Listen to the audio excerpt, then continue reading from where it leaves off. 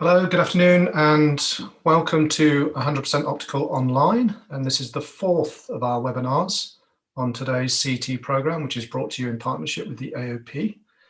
If you missed any of this morning's content, then you can access that on the swap card platform on demand, but there's no CET associated with that content if you're watching it on demand. I'm Ian Beasley, Head of Education for the AOP, and I'll be hosting today's webinar while Molly is on hand to answer any technical questions. Some of you will have heard this already 3 times, so forgive me. A few housekeeping points just before we get started. So the presentation will run for about 45 to 50 minutes, and then we'll have 10 to 15 minutes at the end reserved for any questions. There is one interactive CT point associated with this webinar, and we'll upload those points in the next 10 working days or so. It is worth stressing that you need to attend for the duration of the session to be eligible for a CT point. And you can use the chat function at the bottom of your screen to submit any questions throughout the session, and we'll try and answer as many as we can within the time frame, but we may not be able to respond to them all. So let's begin. I'm delighted to welcome Dominique Mélin, Director of Refractive Solutions at Essilor International, who will outline advances in the field of subjective refraction. Monsieur Mélin, over to you. Thank you very much, Ian. Thanks for your kind introduction, and thanks for your invitation to speak today about this new approach to subjective refraction. I'll do my best with my French accent to speak to you. Hopefully it won't be too complicated for you to listen and to understand. Just maybe for starting, a few words for introducing myself. I'm basically, I've been working with Essilor almost all my career in research and development in physiological optics, in lens marketing, and training and education, international professional relations, and for 4 years I'm now in charge of the refraction solutions of the instruments division of Essilor International. Today, what I want to speak about is a new technique we developed for subjective refraction, focusing on the technical aspect and of course not on the instruments itself. We consider that, looking at this slide, that there is some room for innovation in refraction. If you compare these 2 slides, the left-hand side, the one on the left-hand side was taken in 1929 in the UK, and the picture on the right was taken in 2018 in US. We don't see that much difference between these 2. Maybe just the instrument which has been the design which has been improved in between. Subjective refraction techniques have not, in fact, evolved that much for almost a century. The trial frame is still used a lot, and it was introduced in the 19th century. The fogging technique for determining the sphere power was proposed by the UK physiologist William Swain in 1925. And the famous Jackson cross-cylinder technique for determining the cylinder was first introduced by Edward Jackson in the US in 1907. And the first phoropter for easing the process of refraction was introduced in the UK and in the US about the same time in 1930s. So all of those were invented almost 1 century ago. So we thought that there is kind of a room for improving refraction. And today, whatever the instruments we use for refraction, either the trial frames, the manual phoropters, the automated phoropters, the refraction technique is about the same. It's based on presenting lenses in quarter-over Diopter steps, in sphere and cylinder, and rotating the axis. And whatever the instruments used, the refraction method, the refraction technique remains about the same. Only the way the lenses are presented is different. So what we come with today is to a new technique of producing the powers in the phoropter so as to change the way the subjective refraction technique is performed. And this is a kind of traditional phoropter in which you have a specific single optical module for changing and adjusting the power. And this is kind of a new technology we put in the phoropter, which can change the way we do the refraction. If we focus on it, and I have one with me here. This is this optical module. It's a small system like this, and there are two in the phoropter, one for the right eye and another one for the left eye, which is a system which can produce any powers from -20 diopters to +20 diopters in sphere, up to 8 diopters in cylinder, in hundreds of diopter steps, 0.01 diopter steps, and with axis change that are controlled by 1/10 of a degree. So with this system, which is made of 3 different lenses with 3 different engines, we can produce like this any prescription.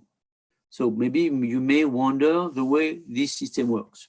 So it's made of 3 lenses.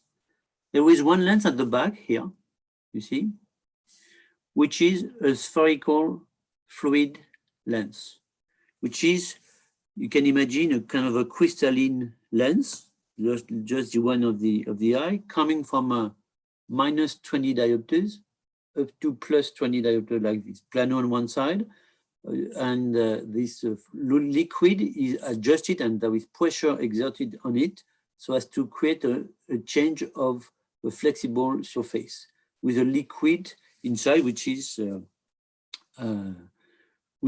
changing its shape under the effect of this engine here. And this produces a power change on the sphere in hundreds of a diopter, from -20 to +20 diopters. Second component, which is a cylinder, which is produced by 2 rotating cylinders, one plano +4 and one plano -4. When those two lenses are aligned, there is no cylinder. When they rotate like this, it produces a change in power. And when the 2 are rotated, it is changing the axis. So no cylinder, 8 diopters of cylinder, and change of the axis. And this is produced by the 2 lenses that are in front of this optical module here, with these 2 small engines that are here. And this way we control the cylinder. But the interesting thing in this system is that we can control at the very same time the sphere and the cylinder. This way we can act at the very same time on the sphere, on the axis, on the power of the cylinder, and on the axis of the cylinder, which is a basic, very important difference compared to all the phoropters we've been using forever. Because you obviously cannot change the sphere, the cylinder, and the axis of a prescription at the very same time in hundreds of diopter steps in the current phoropters. So something else which is also interesting, since we are speaking about accuracy, this system works in vertex power. You're probably familiar with the vertex power, which is a distance from the back of the system up to the focal point. Okay, and this we can control it. You know for sure when you add different lenses of different powers that the distance between the lenses play a role in the total power. So here we can adjust the power change to make sure we get the exact vertex distance, that vertex, not distance, but vertex power, which is something which cannot be done with a traditional phoropter because you've got physical lenses that are in the machine. So basically, we have here a system which is producing continuous power changes in sphere, cylinder, and axis in an accurate way in steps of hundreds of a diopter. And we can do different things with this and especially change the way the refraction can be performed. So what we have in this system, power control in handles of a diopter, we can produce steps of changes of variable sizes, not always a quarter diopter or half a diopter. We can do, as I already said, simultaneous changes of the sphere, cylinder power, and axis at the very same time. For the patient, the change is continuous and there is no interruption in vision. And what we can also do is to change very quickly from one prescription to another one refraction to another one, to make comparison for the patients. Okay, these are the main features of this optical system which has been developed. So with this, we can change the way the refraction is performed, because we all know that in the traditional refraction procedure, there are 4 steps method. There are 4 steps. The first one is to determine the sphere. The first one is to determine, the second one is to determine the axis cylinder. Third one, the power of the cylinder. And then fourth one, to adjust the power of the sphere. And this method is directly linked to what we can do with the instruments. We can play on the sphere, we can play on the axis, we can play on the power, and then to adjust the sphere. But we cannot do this, the 3 together. And we have summarized this, this traditional method in that leaflet about practical refraction, which is available in many different languages. So if we consider refraction as it has already been performed, we are familiar with what we call the polar coordinates of the refraction. The polar coordinates of the sphere, the cylinder, and the axis. The sphere is in diopters, the cylinder is in diopters, the axis is in degrees. So we have 3 components that are not consistent in terms of units. What we are considering now are the Cartesian coordinates that are 3 different components, the 3 in diopters. One is the mean sphere, the second one is the horizontal component of the cylinder, J0, and the third one is the J45, which is a component of the cylinder, the oblique component of the cylinder. So 3 components, mean sphere, J0, and J45. So if we plot, and you see this graphic here, if you plot in a 3D system of reference that we can call the dioptric space, if you plot the sphere, the physical equivalent in the vertical direction, the horizontal component of the cylinder in that direction here on the left-hand side, and if you plot the J45 component of cylinder in that direction on the right, we can follow the way we perform a refraction traditionally. So let's suppose we have a first measurement of the refraction here, let's previous prescription or measurement with the autorefractometer, and we want to end up with this value here. So what you do first, you fog, which is to put plus power, and then you defog per quarter over diopters. Then you take your cross cylinder, and you put the handle along the axis of the refraction of the prescription, and you test different points, and following the answers of the patient, changing the axis up to the time you go too far away, and then you come back. Then you rotate your cross cylinder by 45 degrees, and you go test the power. You increase the value of the power 1 step, maybe 2 steps. Then you go too far away, you come back, and after 2 steps of cylinder, you adjust the sphere. Okay, so it's obviously not a direct way of doing refraction. So fogging, defogging, looking for the axis here, going too far away, looking for the cylinder power, going too far away, coming back, and then adjusting the sphere. You see, this is what we've been doing forever because of the limitation imposed by the refraction instruments. So what we propose with this new system, which is to determine first the spherical equivalent, and then make the determination of the cylinder power and axis and cylinder axis together at the same time, while maintaining the spherical equivalent exactly constant. And we will have a focus a little more on the details, more in details just after. So basically, if you look at the same graphic, what we would do, what we propose to do with this new system is to first to fog, and we'll see how we consider to do it. Then you can defog, but you defog not in quarter diameter steps, but in a big step and two smaller steps to reach the maximum plus sphere quicker. And then we go straight in that direction here. You see it's flat because it is maintained constant in spherical equivalent. And along that direction, by testing in different ways, making different tests, we follow up this direct direction so up to find the final value of the refraction.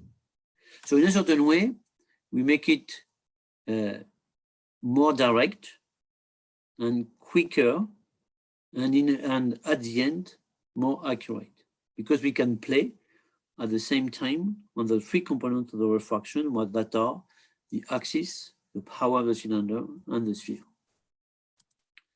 So, and this, we put it in some algorithms that are ready to be used. We're not asking the practitioners to learn a new technique of refraction. It is included in what we call smart tests that are having these algorithms ready to be used.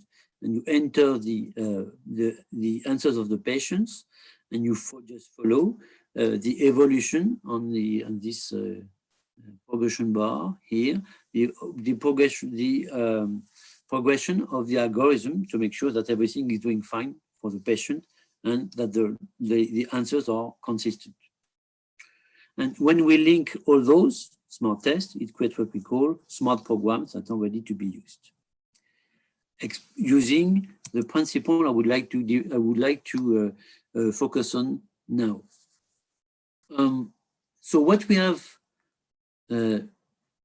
developed, and thanks to this technology, are new ways of relaxing the accommodation, controlling the accommodation for the determination of the sphere, a new fog and defog technique, a new way of approaching the sphere using traditional tests, but using what we call psychometric methods for finding the threshold of sphere, and using for the astigmatism test the power vector method, a vectorial technique for determining the cylinder. And for the binocular balance, we use a traditional technique of polarized dissociation of two lines, but we adjust it in the exact way instead of having quarter diopter steps. So let me focus a few minutes on those different parts of this what we call digital infinite refraction procedure. Let's speak about the sphere determination and the fog and defog procedure. What we all do in a general way for fogging is to add a plus power on the starting sphere and then see the effect on visual acuity. And then, after having identified this level of acuity, progressively per quarter diopter, we defog up to reach the maximum plus power, giving maybe 6.6 visual acuity. And what we propose here is different. First, we have established a relationship between the fog and the visual acuity based on the literature, some of our studies we conducted, and we propose this way of doing this technique of fog and defog. First, we do no longer use traditional visual acuity charts. What we used are vanish tests, and the idea is to have a letter like this of a given visual acuity level, which is black with a white surrounding on a gray background, which will disappear on that background when we will reach the level of fog we want. For example, we make the decision of fogging to given level of visual acuity. So the size of the letter is that one, is the corresponding one. And we will progressively and in a continuous way increase the power of the plus power so as to make that letter disappear to the patient. Okay, can you still see it? Is it difficult to see? Is it impossible to see? Can you see it? Is it easy to see?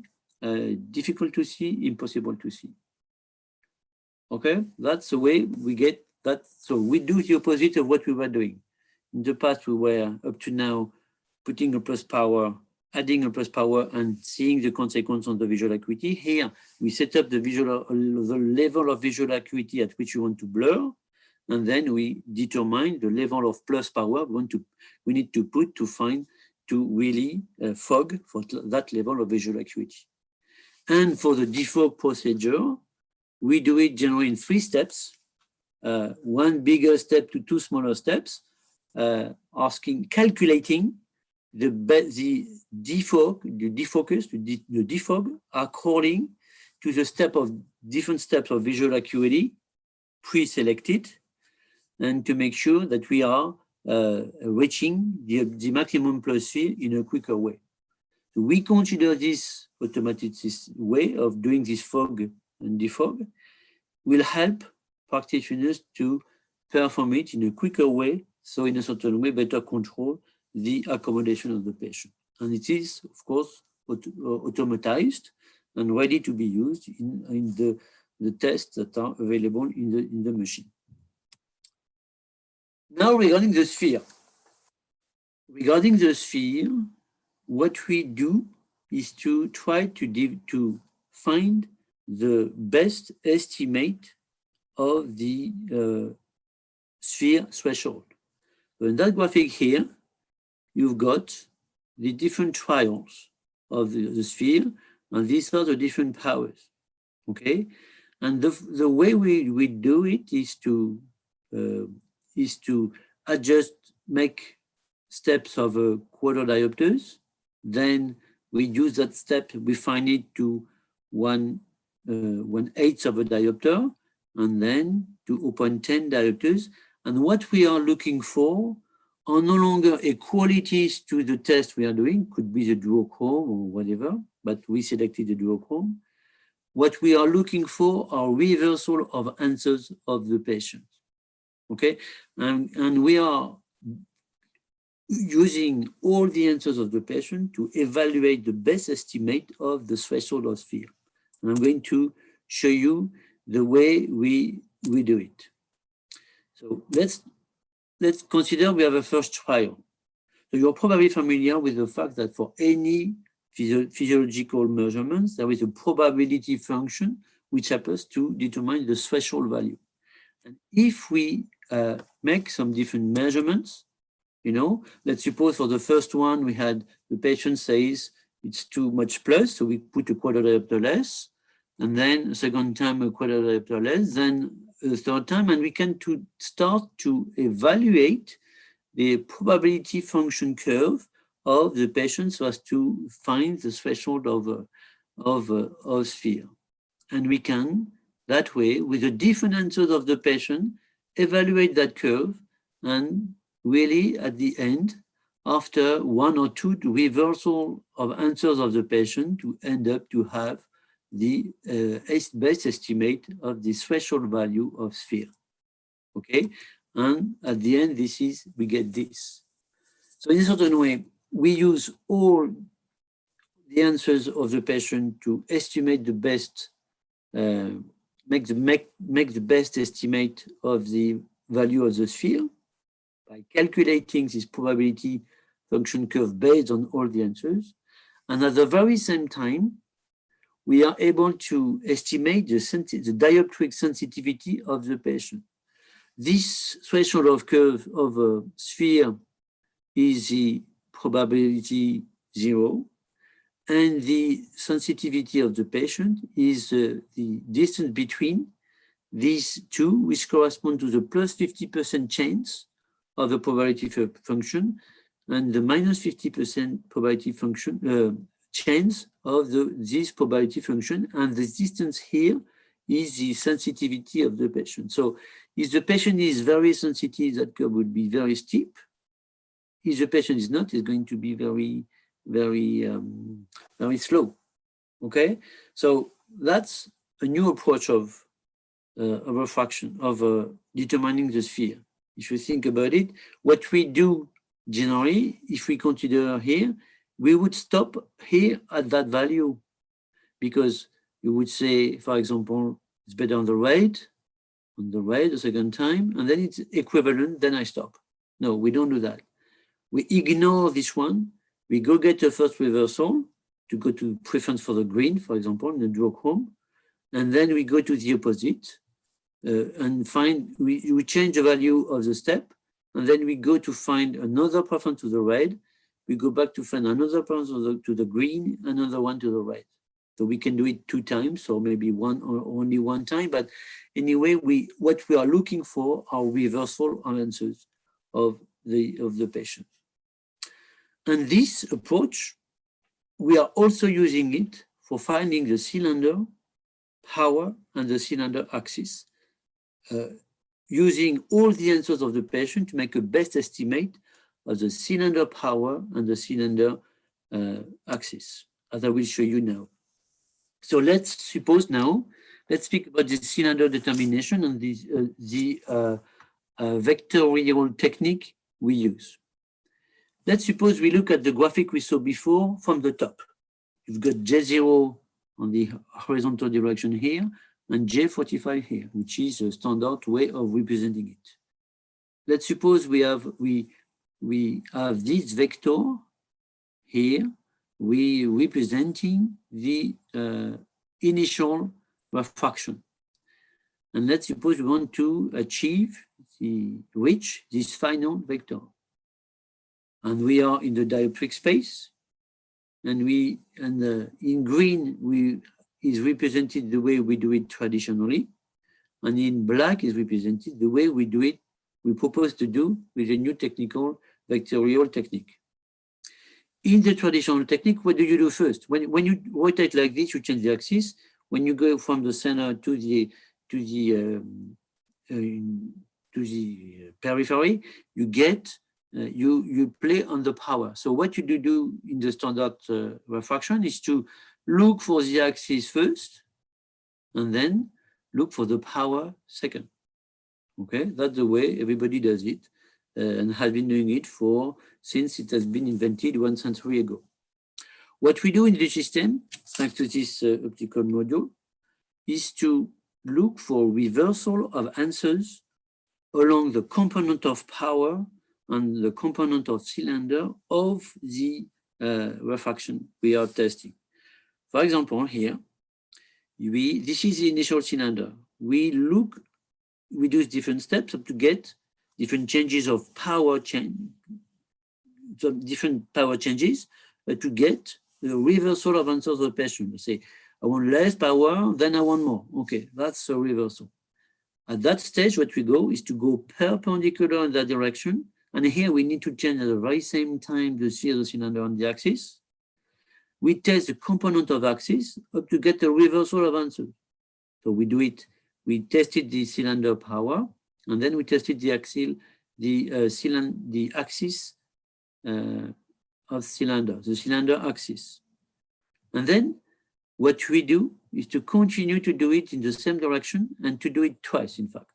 We do it a second time along the same direction as the original. We look for another reversal of power, and we accumulate the information so as to make the best estimate of the power of the cylinder in the dioptric space.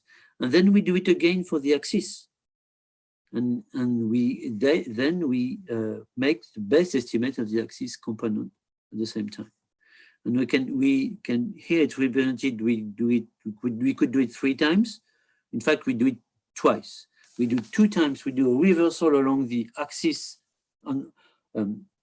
We do a reversal of answers for the power, then for the axis, when again for the power, then again for the axis.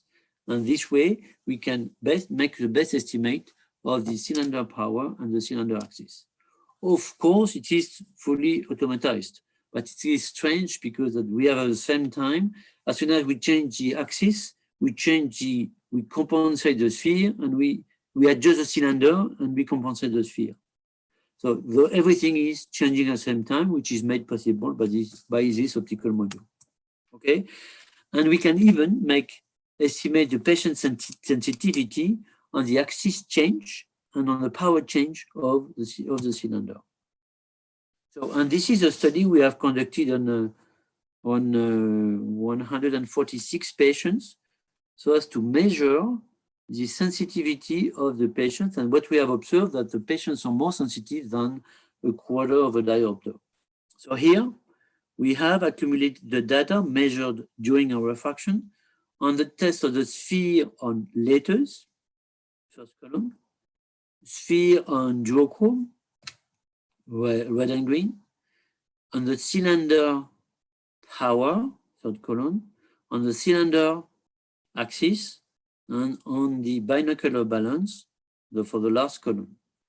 And in dark green, you have patients that are more sensitive than 1/8 of a diopter. In green, light green, patients that are more sensitive than a quarter of a diopter. In yellow, patients that are more sensitive than 0.37 diopters. And in red, that are less sensitive than 0.37 diopters. So what do you see here?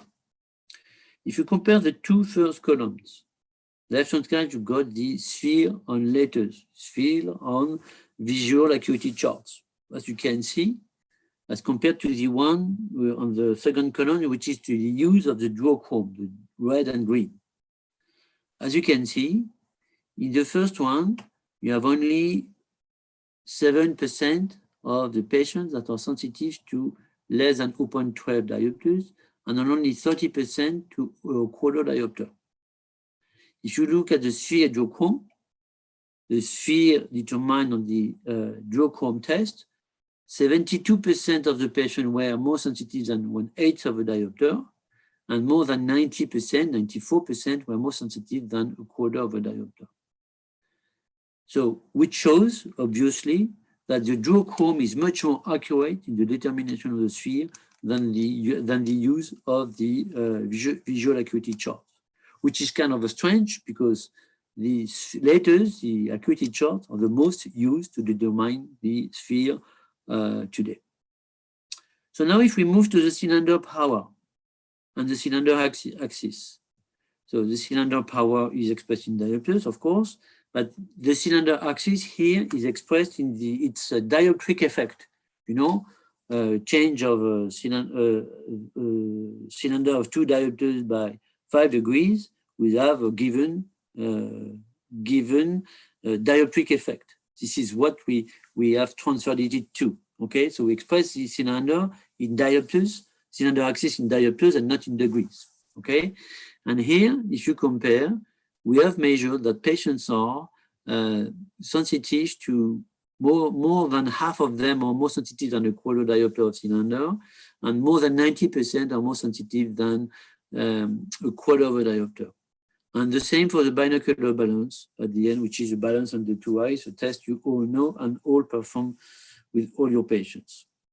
So if we summarize this, we can say that 95% of the patients are more sensitive than a quarter of a diopter, and then 44 patients are more sensitive than 0.12 diopters, which means that for each of the patients we're able to measure that sensitivity, which also means that the average maybe of the patients is about 0.12 or 10 to 0.15 diopters of sensitivity that you obviously cannot reach with quarter diopter steps. So in other words, the steps we've been using forever are too big as compared to the sensitivity of the patients. What we need is to have smaller steps. We are not saying patients are sensitive to hundreds of diopter steps, 0.01 diopter, but we need those steps to reach the sensitivity of the patient, which is something like 0.10, 0.12 diopters. Okay, so this is why this technology allows us to be more accurate, because we can reach the global sensitivity of the patient. And this is probably something you know. Sometimes you have one answer with a quarter diopter, and for the next quarter diopter you get the opposite answer, and in between you cannot reach it because your step is too big. So we are convinced that we can really improve the accuracy of refraction by using a different approach and using these algorithms that are helping to perform the refraction. So we can end up with some more accurate results. But you will tell me that is good, but it depends on which distance you are from the eye. And of course, we have a system in which we offer the possibility to measure, and it is mandatory when we come with precise lenses, to measure the vertex distance, the phoropter, the eye to phoropter distance, vertex distance during the refraction. Because there are two video cameras at the back of the machine, and you can adjust these vertical lines on the corneal apex and measure the distance at which the phoropter is from the eye. And we did, with my colleague, a small experiment to measure how it may vary. And we've been quite impressed. We took just 50 patients around us, and we put a given position of the phoropter with the forehead rest, and we didn't move. And we measured it 3 times for each of them. And these are the 50 patients, you see? And as you can see, the vertex distance behind the phoropter varies a lot, from 4 millimeters to 19.5 millimeters.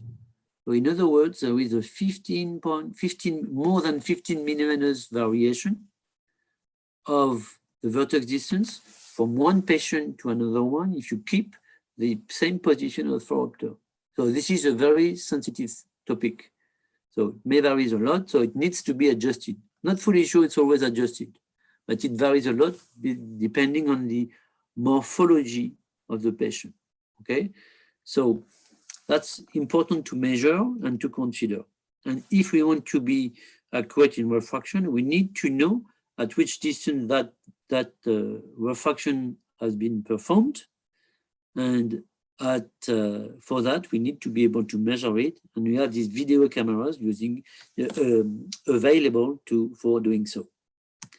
Now, regarding the intra-patient variability, after the inter-patient variability of this eye to phoropter distance, we made 30 measurements on one patient, asking the patient to go away, to go away from the phoropter and come back. And we made 30 measurements with a forehead, which was forehead rest, which was adjusted to a 12 millimeter distance for a patient of reference. And what we have measured and observed is that it varies significantly by about 5 millimeters. So in a refraction, if the patient moves the head like this, it can change by about 5 millimeters. It's kind of quite sensitive. So this is important to measure it at the beginning, to check it at the beginning, but maybe to check it again at the end to make sure that the position of the patient has not changed. And it's also important to make sure that the patient is comfortably seated behind the phoropter to make sure it does not have the tendency to change the position of the head. So that's something, if we want to be accurate, we need to control this parameter, and we need to measure it and to make sure it's properly measured. So to summarize what we measured, and which is a topic of one of the articles that you can download from this presentation, is that the range of variation could be something like 15 millimeters from one patient to another one, okay, with a standard deviation of 3.11 millimeters. And for one given patient, the vertex distance of the parameter of the measurement of the eye to phoropter distance can vary by 5 millimeters during a refraction exam. So now the question you may have, so what are we going to do with this? What the system proposes is to have the vertex distance measured, whatever it is. At the end, to convert that power of refraction to a vertex distance of reference, which is 12 millimeters.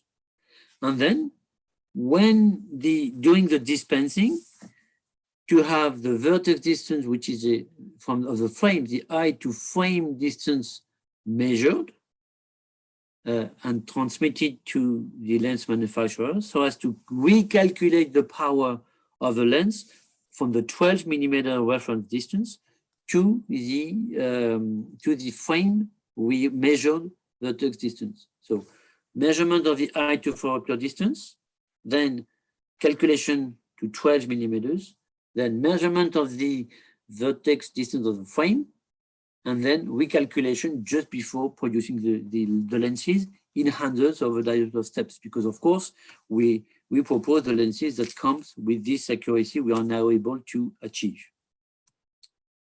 So what we also want to do to make is to make the refraction procedure easier for the practitioner. So just I already told you, we have developed some automated tests called smart tests that we link to one each other. You have the fog and defog, you have the duochrome, you have the cylinder and the determination, the vectorial cylinder determination, and the binocular balance determination, exact binocular balance determination, that are automated.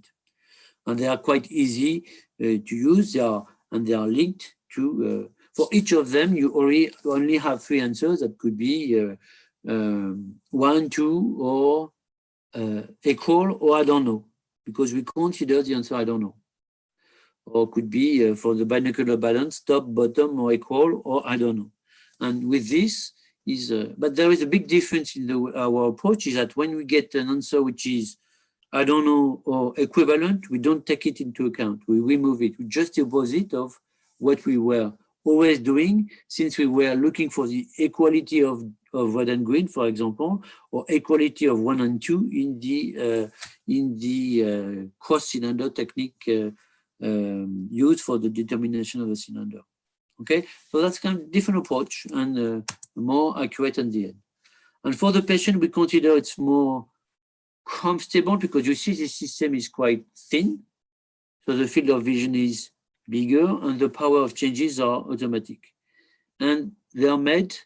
They are continuous. The vision is continuous, and the steps are made consistent to one and each other. Because, for example, we don't use the quarter diopter steps, we use 0.35 diopter steps, because we consider patients are more sensitive to them, and this way we can reach the final value we are looking for in a quicker way, okay? Since we have bigger steps, okay? And we do use those steps for the sphere, but also for the axis of cylinder change, expressed in diopters, and for the power of the cylinder change. And then after doing those steps, we refine them so as to find the exact value, to put it in brackets and evaluate the best value. And something we can also do with this system, which I explained before, is the fact that we can make easily some comparison, for example, at the end, with the previous prescription and the new one, to make sure the patient perceive the new vision he or she is going to get with a new refraction, a new prescription. Okay, so basically we have a tool system in which with which we can really change and give a new approach to the subjective refraction and help the practitioners to do it. It's not a topic of replacing the practitioners, it's a topic to supporting them of doing the refraction in a more automated way than to still use techniques that have been invented more than 1 century ago. And I think this, we think it's kind of a new technology that can really help to make refraction easier and also more precise and more comfortable for the patients. Okay, if you've been interested by this presentation, we publish, to between you and me, we took the opportunity of the lockdown to write down those different articles. There is a magazine called Point de Vue, a website called Point de Vue in Isidore, and we wrote 6 different articles that have been put as a link. And Molly, maybe you can confirm it. Next to where you see me, you can download those presentations in PDF, those articles in PDF format, and they go more in details on what I'll try to cover with you today. The first article was new approach to subjective refraction, general approach, like I did today. An article focusing on the sensitivity of the patient to less than a quarter of a diopter as we measured it. An article focusing on the importance of the vertex distance, and 3 articles, I've got about 20 pages to read here, about this new vectorial method for determining the cylinder, which is kind of sophisticated, in which we explain what the dioptric approach, the vectorial approach, how we tested it traditionally and how we tested it today, and the full process of refraction we are proposing today. Please download those articles. We spent some time to write them. Please spend some time to read them. And I thank you very much in advance. So this is what I wanted to share with you today. I think I'm on the schedule. Maybe we have a few questions I would be happy to take. They are shared with me. Any question about this this topic? I tried, and hope you did not have too much trouble with my French accent. So please, would be happy if you have any questions, maybe Jan, to answer to them. Sure. Thank you, Dominique. No problem at all understanding your accent. Thank you. So we've got quite a few questions that have come through, and you may have answered some of them throughout the presentation, but what is the advantage of changing spheres and cylinders simultaneously, and how does the patient respond to that? The advantage is the thing is the sphere, the axis of the cylinder, and the power of the cylinder are 3 components that are linked to one each other. When you play on one, you have an effect on the other one. If you play on the axis, it has an effect on the cylinder power, and as a consequence on the mean sphere. Okay, so you try to find one at a time a component by testing it, and while it is connected to the other one, it is linked to the other one. In a certain way, we can test the sphere, the cylinder power, and the cylinder axis in independent ways of the other components. That's because we compensate the other when we have an effect on it. Give you an example. When you change the axis of a cylinder, you have an effect on the power. So what we do, when you rotate the axis, for example, by 5 degrees, we compensate the value of the cylinder to not have an effect on the power cylinder, which was perceived before, okay? And then, since we change the value of the cylinder, we adjust the sphere correspondingly. If you change the cylinder by 200 of a diopter at a minus 0.02, we compensate the sphere by plus 0.01, so as to keep the mean sphere. So the benefit is to stay more consistent and for the patient, and to test the different components of refraction in an independent way from one each other. That's something which is key, and also to do the same steps, because when you rotate a cylinder of half a diopter by 5 degrees, and the cylinder of 2 diopters by 5 degrees, you don't have the same effect. We do change the axis component by dioptric steps, not by angle steps. So this way, what you do in looking for the cylinder axis is a step which is consistent to the one you do for the cylinder and for the sphere. So it makes the exam more consistent for the patient, and the answers easier to be given, and at the end, a result which is more accurate. Perfect sense. You presented the data on vertex distance, intra and inter subject variability. But do you have any data on the variability of the refraction itself? So if you refract a patient and then repeat that the next day, does it give you good repeatability? Oh yes, there are. We don't have specific studies, but there are some in the literature that are available. Maybe you can find them and share them with you. We have a good consistency of refraction, which is less than a quarter diopter, which is around 0.12 diopters in the literature. If we do it, if we repeat it, and by the way, we did some experiments on it with using the method itself, showing the good repeatability, and there are two words for that: the repeatability on one patient and the consistency from one patient to another one. Method, and there is, yes, and it's more smaller than the quarter diopter we are used to have. So it's kind of there is a very good consistency and repeatability of measurements of refraction, yes. And does the technique work well for children and reduce the need for using a cycloplegic? I cannot say that because we don't have any clinical experience and clinical validation on this. The only thing we know is that it's quicker, it's easier, but I don't think it can really remove the use of drops for doing this control of accommodation. It works better on adults. We have more experience on the adults and we have experience on the kids, to be clear.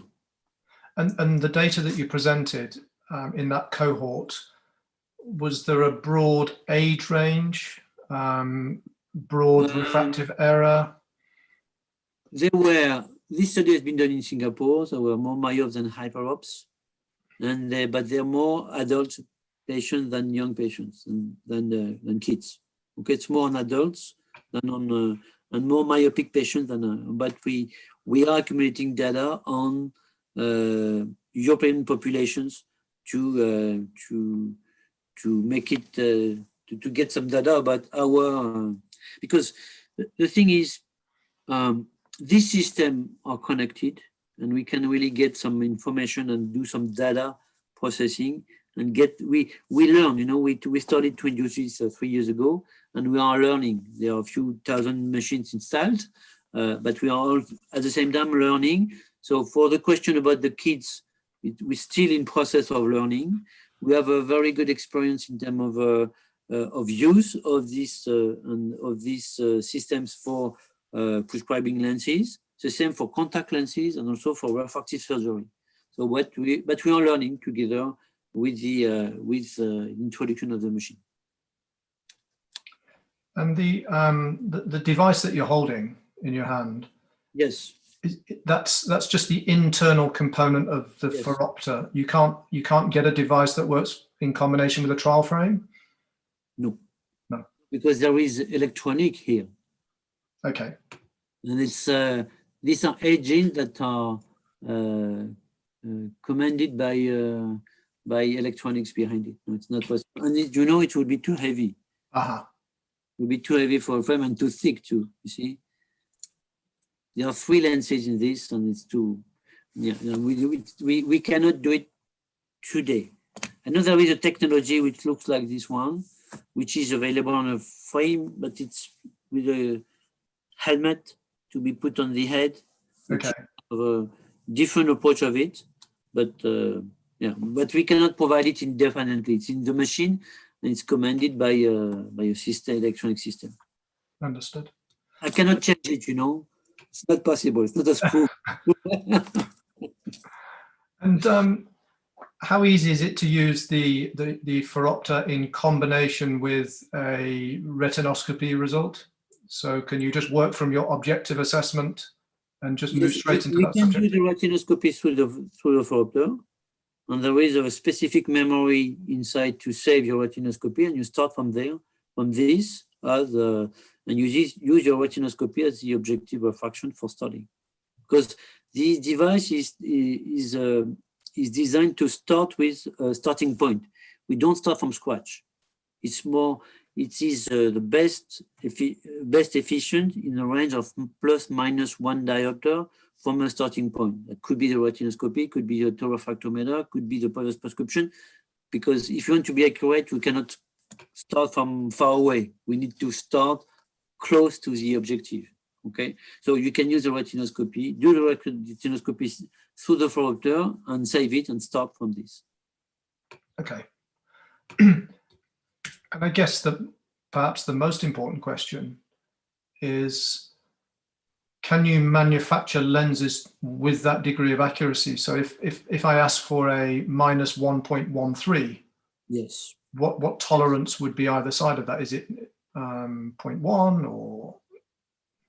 It's today we are so yes, the answer is yes. They're called AVA lenses, advanced vision accuracy lenses.